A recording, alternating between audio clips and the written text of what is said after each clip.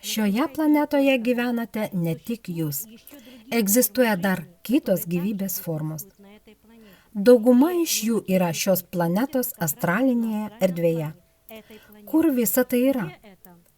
Tai žemų vibracijų gyvybės forma iš kitų planetų. Esybės, kurios egzistuoja žemose šios planetos išmatavimuose. Kitos labiau išsivyščiusios asmenybės globoja, saugo jūsų sielas bei išsaugo gyvenančius šioje erdvėje. Šios asmenybės egzistuoja 7 erdvės išmatavime.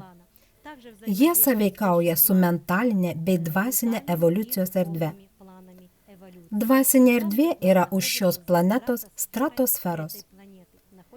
Mano mėlėjai, jums reikia suprasti, jog šios esybės pirmos mato ir žino, kas vyksta.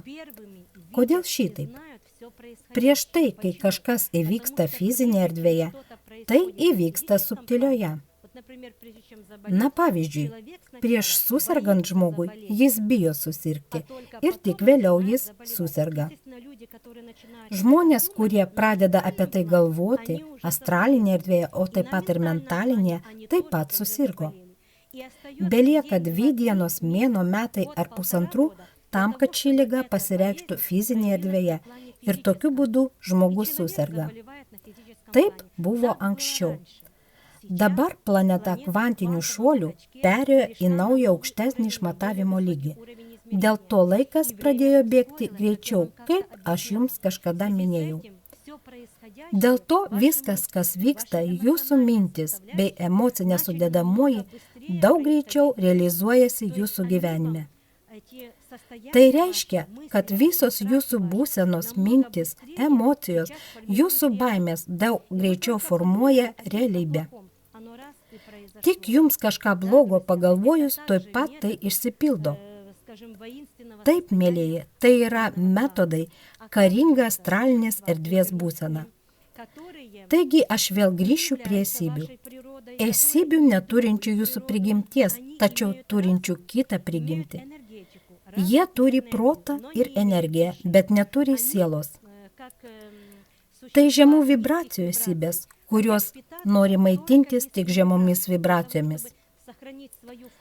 Tam, kad išsaugoti savo gyvybės formą, jiems reikia gauti žemas būsenas bei vibracijas. Tai sukelia agresyvią būseną žmoguje. Jūs esat kūrėjai, tvėrėjai, jūs nuolat kūrėte energetinius impulsus ir srautus. Jei esate agresijoje ir baimėje, jūs spinduliuojate žemą vibraciją. Tai tokios gyvybės formos, kurios yra protingos bei gyvena astralinėje erdvėje, jos kariauja dėl jūsų ir tuo pačiu griauna jūs. Tokios esybės maitinasi jūsų žemomis vibracijomis. Tam, kad išgauti iš jūsų tokios energijos, jos provokuoja jūs blogoms mintims ir baimėms. Jos visiškai užgrobė šią planetą, mėlieji, bei sukūrė sistemą žmonijos valdymui.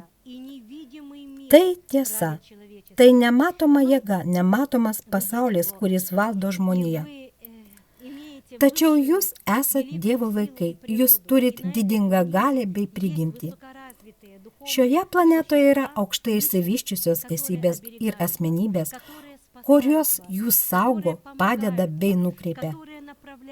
Jei jie mato žmoguje dvasingumo, savęs suvokimo, vystymo, siekio potencialą bei visą ko suvokimą, jie daro viską, kad jums išgelbėti.